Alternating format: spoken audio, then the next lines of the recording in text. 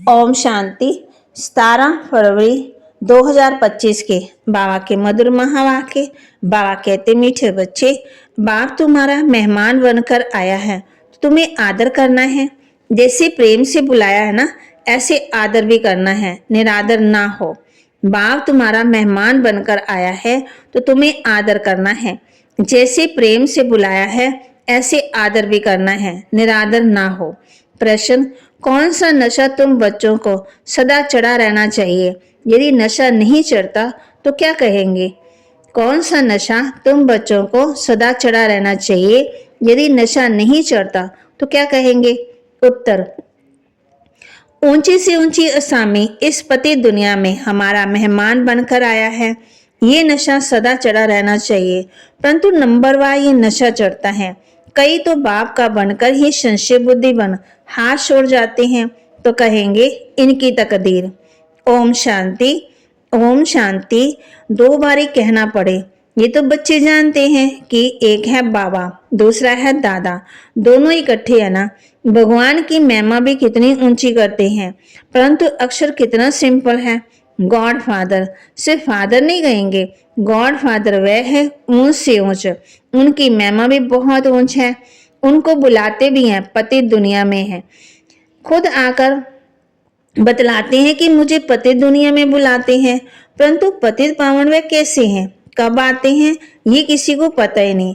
आधा कल्प सतयुग त्रेता में किसका राज्य था, कैसे हुआ, किसी को ये पता ही नहीं। पतित पावन बाप आते भी जरूर हैं।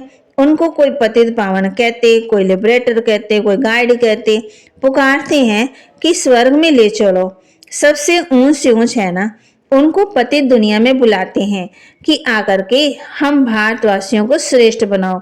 उनका पोजीशन कितना बड़ा है, हाईएस्ट अथॉरिटी है, उनको बुलाते हैं। जबकि रावण राज्य है, नहीं तो इस रावण राज्य से कौन छुड़ाए। ये सब बातें तुम बच्चे सुनते हो। तो नशा भी चढ़ा रहना चाहिए, परंतु इतना नशा चढ़ता नहीं है। शराब का नशा सभी को चढ़ जाता है, ये नहीं चढ़ता। इसमें धारणा की बात है, तकदीर की बात है। तो बाप है बहुत बड़ी असामी। तुम्हारे में भी कोई कोई को पूरा निश्चय रहता है। अगर सबको होता तो संशय में आकर भागते क्यों? बाप को भूल जाते हैं। बाप के बने फिर बाप के लिए कोई संशय बुद्धि नहीं हो सकता है। परंतु ये बाप है वंडरफुल, गाते भी है ना, बाबा का बनती, बाप को जानती, ज्ञान सुनवंती, फिर ओह माया, फिर संशय बुद्धि बनवंती। बाप समझाते हैं इन भक्ति मार्ग के शास्त्रों में कोई सार नहीं है। बाप कहते मुझे कोई भी जानते नहीं। तुम बच्चों में भी मुश्किल कोई ठहर सकते हैं। तुम भी फील करते हो कि वह याद स्थायी ठहरती नहीं है। हम आत्मा बिंदी है, बाबा भी बिंदी है। वे हमारा बाप है, उनको अपना शरीर तो है ही नहीं। कहते हैं मैं इस तन का आधार लेता हूँ, मेरा नाम है शिव। मुझ आत्मा का नाम कभी बदलता नहीं। तुम्हारे शरीर के नाम बदलते हैं, शरीर पर ही नाम पड़ते हैं। शादी होती है तो नाम बदल जाता है, फिर वह नाम पक्का कर लेते हैं। तो अब बाप कहते हैं तुम ये पक्का कर लो कि हम आत्मा है। ये बाप ने ही परिचय दिया है कि जब जब अत्याचार और गलानी होती है तब मैं आता हूँ। कोई अक्षरों को पकड़ना नहीं है। बाप खुद कहते हैं मुझे पत्थर ठिक्कर में ठोक, कितनी गलानी करते। ये भी नई बात नहीं है। कलप कलप ऐसे ही पतित बन और गलानी करते, तब ही मैं आता हूँ। कलप कलप का मेरा पाठ है, इसमें अदली बदली नहीं हो सकती। ड्रामा में नूंद है। तुमको कई कहते हैं कि सिर्फ भारत में ही आते हैं, क्या भारतीय स्वर्ग बनेगा? हाँ, ये तो अनादि अविनाशी है। पाठ हो गया ना। बाप कितना ऊंच से ऊंच है। पतितों को पावन बनाने वाला एक बाप ही है। मुझे बुलाते ही इस पति दुनिया में है तो मैं सदा पावन हूँ। मुझे पावन दुनिया में बुलाना चाहिए, परंतु नहीं, पावन दुनिया में बुलाने की दरकार ही नहीं। पति दुनिया में बुलाते हैं कि आकर के पावन बनाओ। मैं कितना बड़ा मेहमान हूँ। आधा कल्प से मुझे याद ही करते आए हो।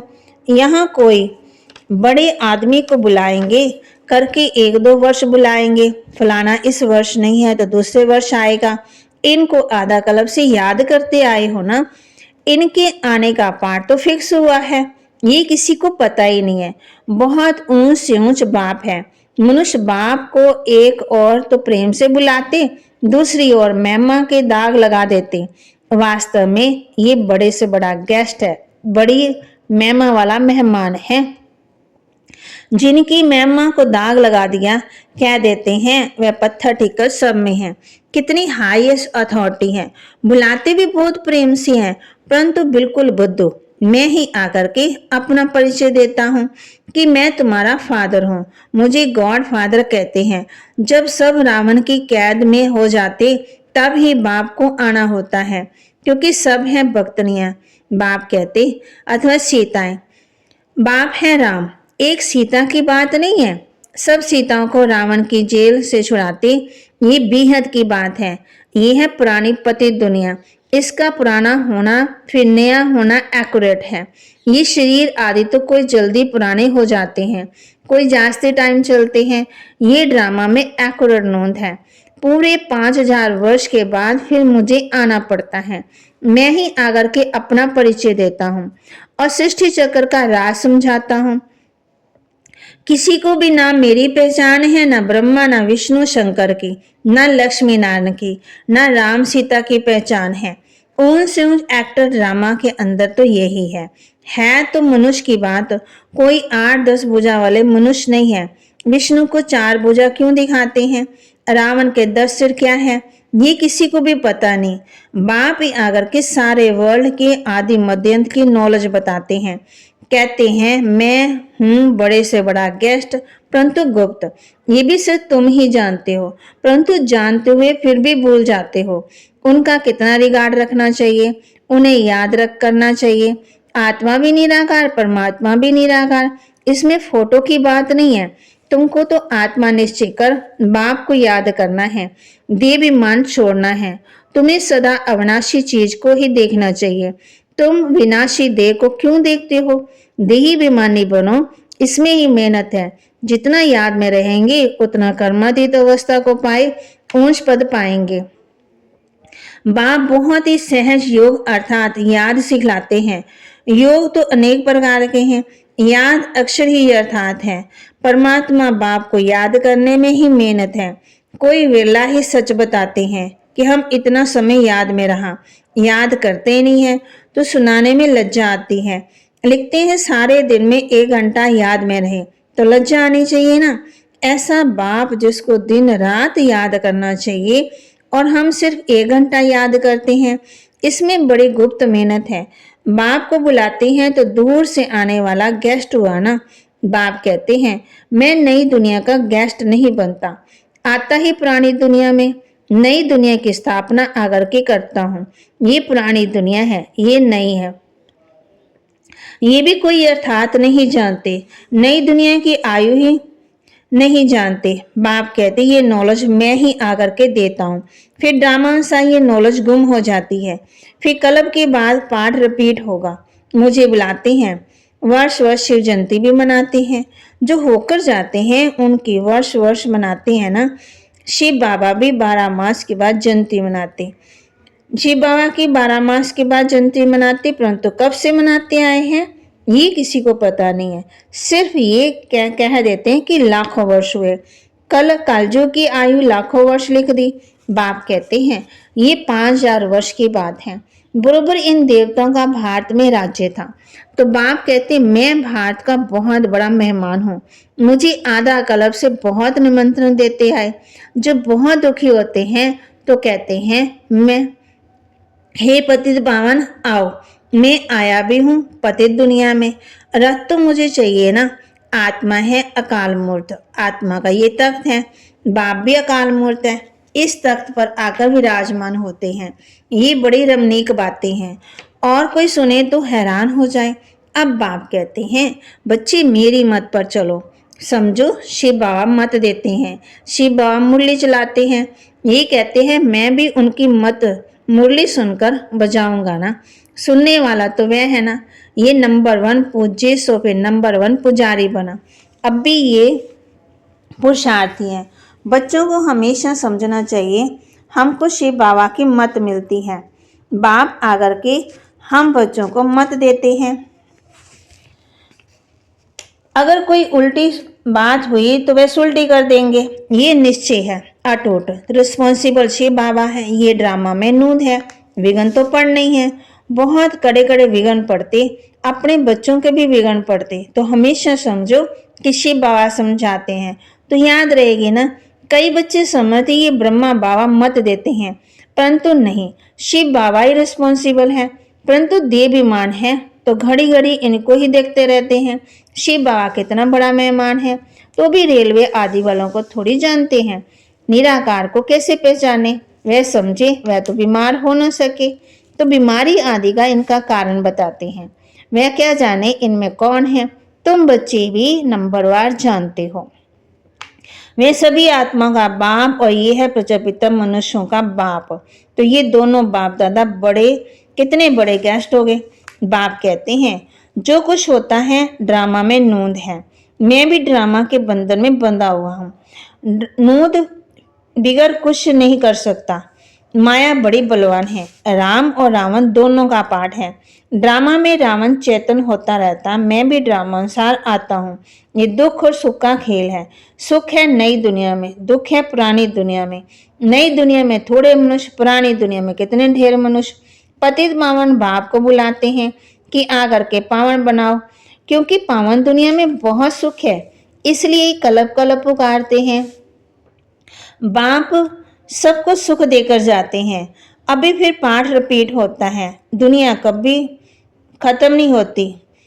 खत्म होना माना परले होना इम्पॉसिबल है। समुद्र भी दुनिया में ही है ना, ये थर्ड फ्लोर है। कहते हैं जल में ही पानी पानी हो जाता है। बाप कहते हैं जल भी एक फ्लोर है ना, सेकंड में सूक्ष्म वतन, सेकंड में फर्स्ट, सेकंड, थर्ड। तो मूल वतन में जल होता ही नहीं है। ये बेहद की सृष्टि के 3 फ्लोर हैं, जिसको तुम बच्चों की सिवाय कोई भी नहीं जानते। ये खुशी की बात सबको खुशी से सुनानी चाहिए। जो पूरे पास होते हैं उनका ही अतिंद सुख गाया हुआ है। जो दिन रात सर्विस पर तत्पर है ना, सर्विस ही करते रहते हैं, उन्हें बहुत खुशी रहती है। कोई कोई ऐसे भी आते हैं जो मनुष्य रात को भी जागते हैं, परंतु आत्मा थक जाती है तो सोना होता है। आत्मा के सोने के शरीर भी सो जाता है। आत्मा ना सोए तो शरीर भी ना सोए। थकती आत्मा है। आज मैं थका पड़ा हूँ, किसने कहा? आत्मा ने। तुम बच्चों को आत्माभिमानी हो रहना है, इसमें ही मेहनत है। बाप को याद नहीं करते, देह अभिमानी नहीं रहते, तो देह के संबंधी आदि याद आ जाते। बाप कहते तुम अकेले आए थे ना, अकेले जाना। अशरीरी आए, अशरीरी जाना। ये देह के संबंध आदि भूल जाओ। इस शरीर में रहते हुए मुझे याद करो तो सत्तो प्रधान बनेंगे। बाप कितनी बड़ी अथॉरिटी है, बच्चों की सिवाय कोई जानते ही नहीं। बाप कहते मैं हूँ गरीब निवाज। सभी साधारण पतित पावन बाप आया हुआ है ना, सभी को पावन बनाने के लिए।